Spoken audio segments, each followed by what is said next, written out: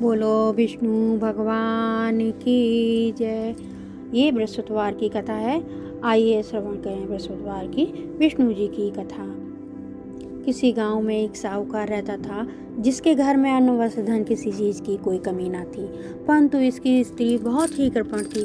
किसी भिक्षार्थी को कुछ भी नहीं देती, सारे दिन घर के कामकाज में लगी रहती। एक समय एक साधु महात्मा बृहस्पतिवार के दिन उसके द्वार पर आए और भिक्षा की याचना की। स्त्री उस समय घर के आंगन को लीप रही थी।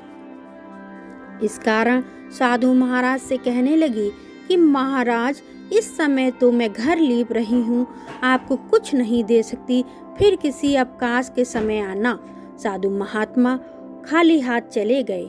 कुछ दिन के पश्चात वही साधु महाराज आए, उसी तरह से भिक्षा मांगी। साहूकारनी उस समय लड़की को खाना खिला रही थी। कहने लगी, महाराज मैं क्या करूं, अवकाश ही नहीं है, इसलिए आपको भिक्षा नहीं दे सकती हूँ। तीसरी बार महात्मा फिर आए तो उसने उन्हें उसी तरह से टालना चाहा, परंतु महात्मा जी कहने लगे कि यदि तुमको बिल्कुल ही अवकाश हो जाए पुत्री, तो मुझको भिक्षा दोगी।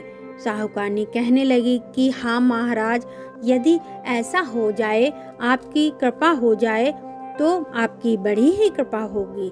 साधु महात्मा जी ने कहने लगे कि अच्छा, मैं एक उपाय बताता हूँ, तुम सुनो।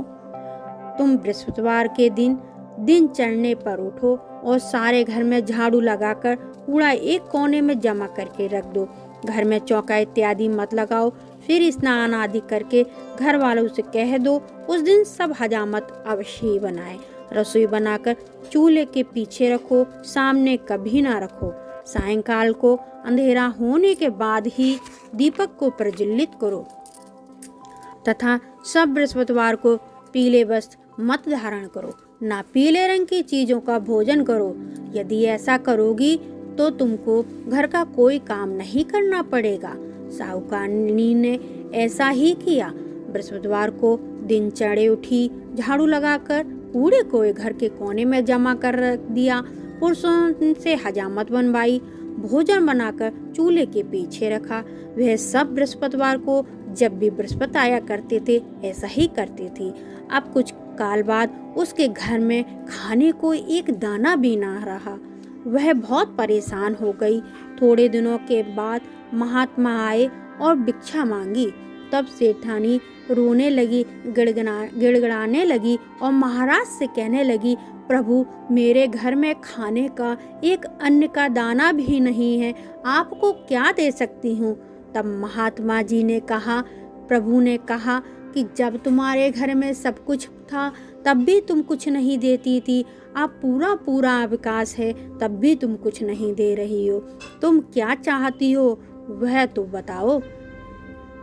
तब सेठानी ने हाथ जोड़कर प्रभु से महाराज से प्रार्थना की कि प्रभु महाराज, अब कोई ऐसा उपाय बताओ जैसे मेरे घर में धन्य दान पहले था वैसे ही हो जाए। अब मैं प्रतिज्ञा करती हूँ, प्रभु जैसा आप कहेंगे वैसा ही करूँगी।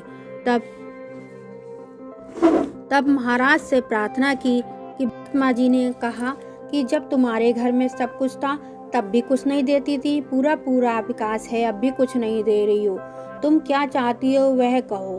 तब सेठानी ने हाथ जोड़ करके महाराज से प्रार्थना की, अब कोई ऐसा उपाय बताओ जैसे मेरे घर में धन दान पहले था वैसा ही हो जाए प्रभु।